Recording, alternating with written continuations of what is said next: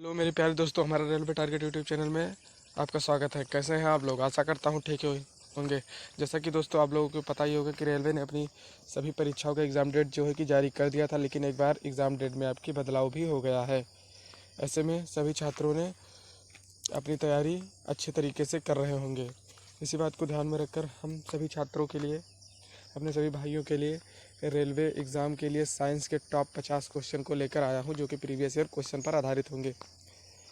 चलते हैं अपने क्लास को शुरू करते हैं। क्लास को शुरू करने से पहले दोस्त, अगर आपने हमारे चैनल को सब्सक्राइब नहीं किया है तो चैनल को सब्सक्राइब कर लें और बेल आइकन ज़रूर दबा दें, ताकि इससे रेलवे से रिलेटेड कोई भी जानकारी आप तक जल्द से जल्द पहुंच सके।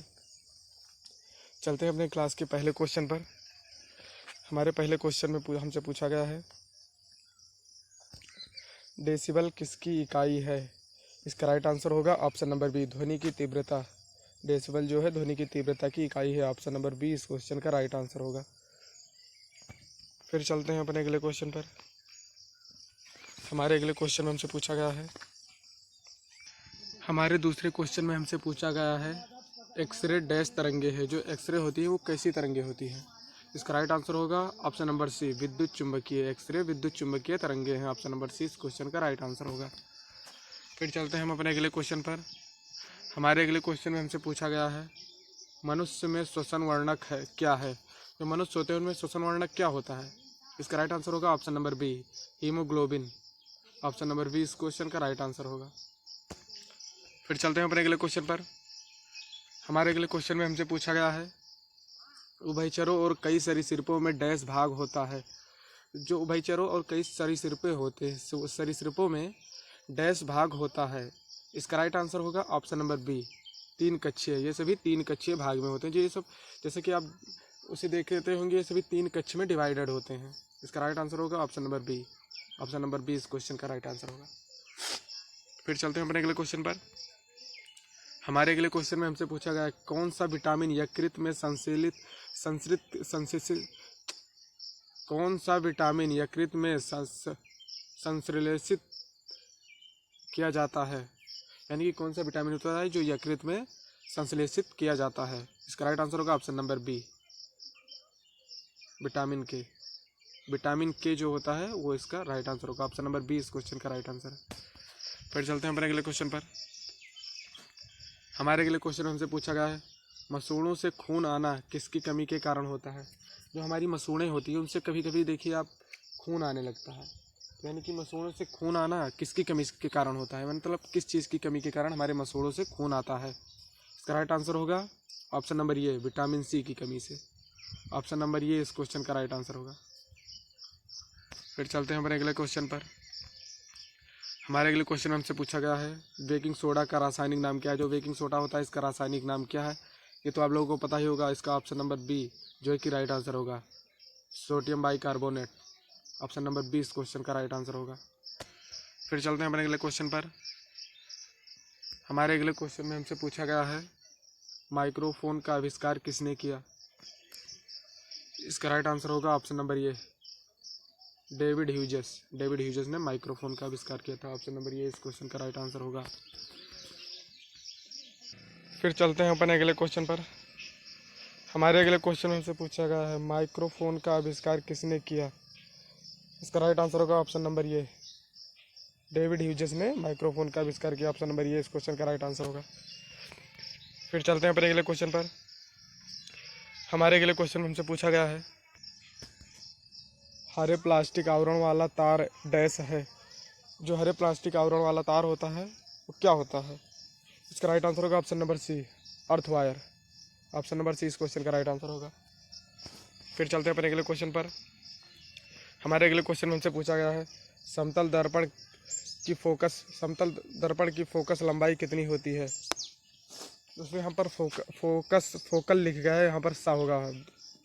समतल दर्पण की फोकस लंबाई कितनी होती है? इसका राइट आंसर होगा ऑप्शन नंबर डी, अनंत होती है। ऑप्शन नंबर डी इस क्वेश्चन का राइट आंसर होगा। दोस्तों अगर आपने अभी तक हमारे चैनल को सब्सक्राइब नहीं किया तो चैनल को सब्सक्राइब कर लें। फिर चलते हैं अपने अगले क्वेश्चन पर। हमारे अगले क्वेश्चन में हमसे पूछा गया है, आयन क्या है? जो आयन होता है वो आयन क्या है? इसका राइट आंसर होगा ऑप्शन नंबर ये, ऋणात्मक या धनात्मक आवेशित कण। ऋणात्मक या धनात्मक आवेशित कण को हम ऋणायन कहते हैं, आयन कहते हैं। ऑप्शन नंबर ये इस क्वेश्चन का राइट आंसर होगा। फिर चलते हैं अपने अगले क्वेश्चन पर। हमारे क्वेश्चन नंबर 12 में हमसे पूछा गया है डाइटम है। जो डाइटम होता है, डाइटम क्या है? इसका राइट आंसर होगा ऑप्शन नंबर ये एक कोशिकीय यूकैरियोटिक जीव। डाइटम जो होता है वो एक कोशिकीय यूकैरियोटिक जीव होता है। ऑप्शन नंबर ये इस क्वेश्चन का राइट आंसर होगा। फिर चलते हैं अपने अगले क्वेश्चन पर। हमारे अगले क्वेश्चन में हमसे पूछा गया है, एक मिनट, हमारे अगले क्वेश्चन में हमसे पूछा गया है कोणीय डैश के परिवर्तन की दर पर निर्भर करता है। इसका राइट आंसर होगा ऑप्शन नंबर बी, कोणीय विस्थापन की दर पर निर्भर करता है। ऑप्शन नंबर बी इस क्वेश्चन का राइट आंसर होगा। फिर चलते हैं अपने अगले क्वेश्चन पर। हमारे अगले क्वेश्चन में हमसे पूछा गया है, सॉरी यार ये क्या हो रहा है बार बार दोस्तों। हमारे अगले क्वेश्चन में हमसे पूछा गया है 20 हर्ट्ज से कम आवृत्ति की ध्वनि कौन सी है? यानी कि 20 हर्ट्ज से कम आवृत्ति की ध्वनि जो होती है वो कौन सी ध्वनि होती है? इसका राइट आंसर होगा ऑप्शन नंबर बी, इंफ्रासोनिक ध्वनि। ऑप्शन नंबर बी इस क्वेश्चन का राइट आंसर होगा। फिर चलते हैं अपने अगले क्वेश्चन पर। हमारे अगले क्वेश्चन में हमसे पूछा गया है प्रचुर मात्रा में पाई जाने वाली और वयस्क और व्यापक रूप से वितरित अक्रिय गैस कौन सी है? इसका राइट आंसर होगा आर्गन। ऑप्शन नंबर डी इस क्वेश्चन का राइट आंसर होगा। ये यार ऑप्शन नंबर डी इस क्वेश्चन का राइट आंसर होगा। फिर चलते हैं अपने अगले क्वेश्चन पर। हमारे अगले क्वेश्चन में हमसे पूछा गया है सिरका का उपयोग मसाले के रूप में और सब्जियों और अन्य खाद्य पदार्थों के अचार में किया जाता है। सिरके का घटक क्या है? इसमें से पूछा गया है सिरके का घटक क्या है? इसका राइट आंसर होगा option number C, ethanoic acid. Option number C इस क्वेश्चन का राइट आंसर होगा। फिर चलते हैं अपने अगले क्वेश्चन पर। हमारे अगले क्वेश्चन में हमसे पूछा गया निम्नलिखित में से कौन विद्युत का सबसे अच्छा सुचालक है? मतलब इनमें से विद्युत का सबसे अच्छा सुचालक क्या है? इसका राइट आंसर होगा ऑप्शन नंबर बी, समुद्री पानी। ऑप्शन नंबर बी इस क्वेश्चन का राइट आंसर होगा। फिर चलते हैं अपने अगले क्वेश्चन पर। हमारे अगले क्वेश्चन में हमसे पूछा गया है निम्नलिखित में से कौन प्राकृतिक बहुलक नहीं है? इसका राइट आंसर होगा ऑप्शन नंबर डी, टेफ्लॉन जो होता है वो प्राकृतिक बहुलक नहीं है। ऑप्शन नंबर डी इस क्वेश्चन का राइट आंसर होगा। फिर चलते हैं अपने अगले क्वेश्चन पर। हमारे अगले क्वेश्चन में हमसे पूछा गया है निम्नलिखित में से किस पॉलीमर का उपयोग बुलेट प्रूफ सामग्री बनाने के लिए किया जाता है? मतलब बुलेट प्रूफ सामग्री बनाने के लिए किस पॉलीमर का उपयोग किया जाता है? इसका राइट ऑप्शन होगा option number C, polyethylene. Bullet proof सामग्री बनाने के लिए पॉलीथिलीन का उपयोग किया जाता है। ऑप्शन नंबर सी इस क्वेश्चन का राइट आंसर होगा। फिर चलते हैं अपने अगले क्वेश्चन पर। हमारे अगले क्वेश्चन में हमसे पूछा गया है निम्नलिखित में से किस पेट्रोलियम रिफाइनरी उत्पादक का क्वथनांक सबसे कम है? इसका राइट आंसर होगा ऑप्शन नंबर डी, चिकनाई तेल। ऑप्शन नंबर डी इस क्वेश्चन का राइट आंसर होगा। फिर चलते हैं अपने अगले क्वेश्चन पर।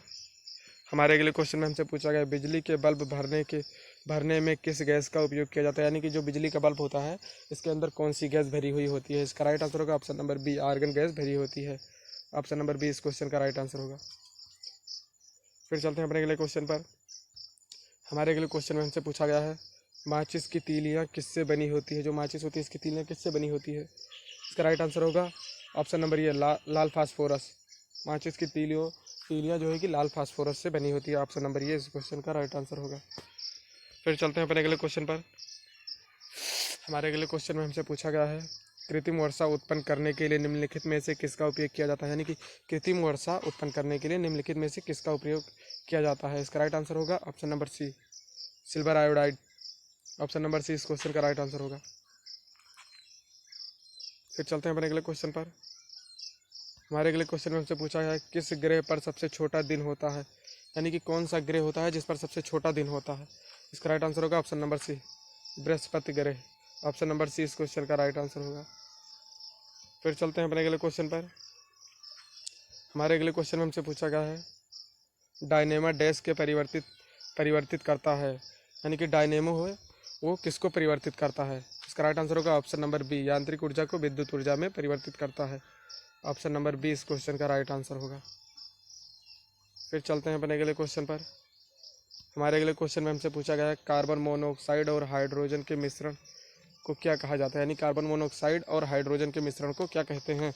इसका राइट आंसर होगा ऑप्शन नंबर बी, जल गैस कहते हैं। ऑप्शन नंबर बी इस क्वेश्चन का राइट आंसर होगा। तो दोस्तों अगर आपने अभी तक हमारे चैनल को नहीं सब्सक्राइब किया है तो चैनल को सब्सक्राइब कर लें। चलते हैं अपने अगले क्वेश्चन पर।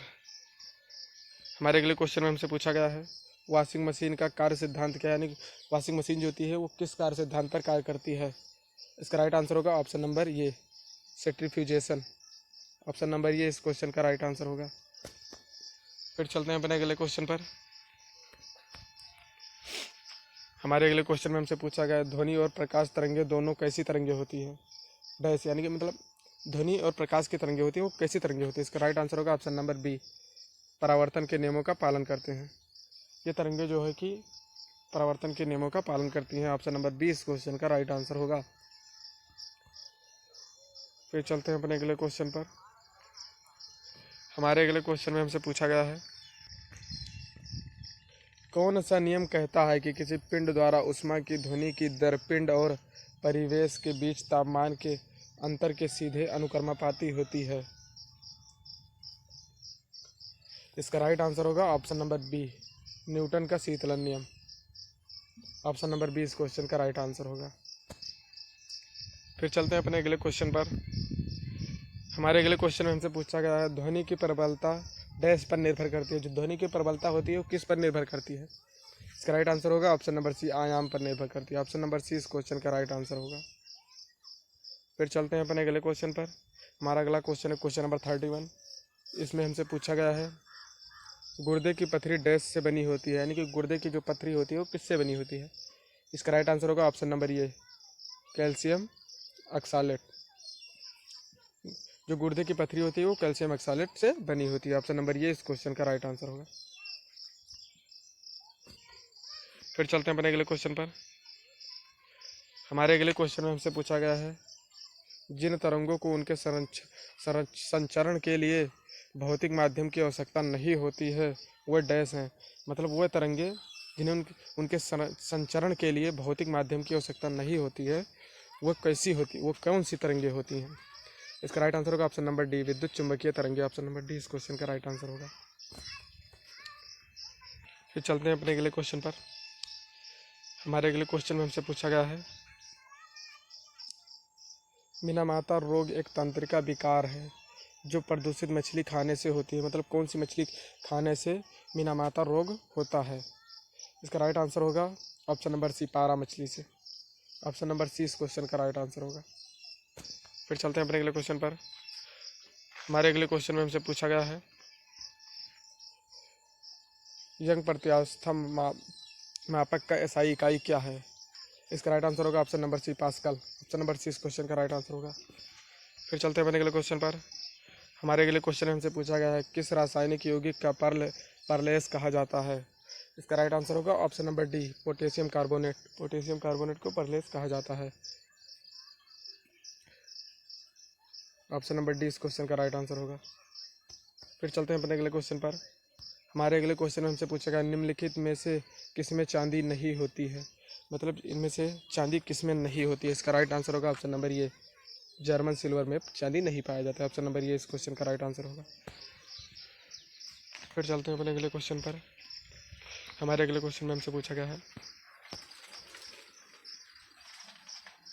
परमाणु रिएक्टर में ग्रेफाइट का उपयोग डैश के रूप में किया जाता है। इसका राइट आंसर होगा ऑप्शन नंबर सी, मंदक के रूप में किया जाता है। ऑप्शन नंबर सी इस क्वेश्चन का राइट आंसर होगा। फिर चलते हैं अपने अगले क्वेश्चन पर। हमारे अगले क्वेश्चन में हमसे पूछा गया भोपाल गैस त्रासदी में कौन सी जहरीली गैस निकली थी। यानी कि भोपाल गैस त्रासदी जो हुई थी उसमें कौन सी गैस निकली थी। इसका राइट आंसर होगा option number C, methyl isocyanide. Methyl isocyanide gas निकली थी। ऑप्शन नंबर सी इस क्वेश्चन का राइट आंसर होगा। फिर चलते हैं अपने अगले क्वेश्चन पर। हमारे अगले क्वेश्चन में हमसे पूछा गया है कैडमियम प्रदूषण डैश से संबंधित है। यानी कि कैडमियम प्रदूषण जो होता है वो किससे संबंधित है। इसका राइट आंसर होगा option number D, itai. Option number D इस क्वेश्चन का राइट आंसर होगा। फिर चलते हैं अपने अगले क्वेश्चन पर जो कि हमारे क्लास का लास्ट क्वेश्चन होगा। इसमें हमसे पूछा गया है चाक का रासायनिक नाम क्या है। जो चाक होता है उसका रासायनिक नाम क्या है। इसका राइट आंसर होगा option number D, calcium carbonate. का चाक का रासायनिक नाम कैल्शियम कार्बोनेट है। ऑप्शन नंबर डी इस क्वेश्चन का राइट आंसर होगा। तो दोस्तों आपको हमारा वीडियो कैसा लगा आशा है कि आपको हमारा वीडियो पसंद आया होगा। अगर हमारा वीडियो पसंद आया हो तो वीडियो को लाइक करना और चैनल को सब्सक्राइब कर देना। मिलते हैं नेक्स्ट वीडियो में। धन्यवाद।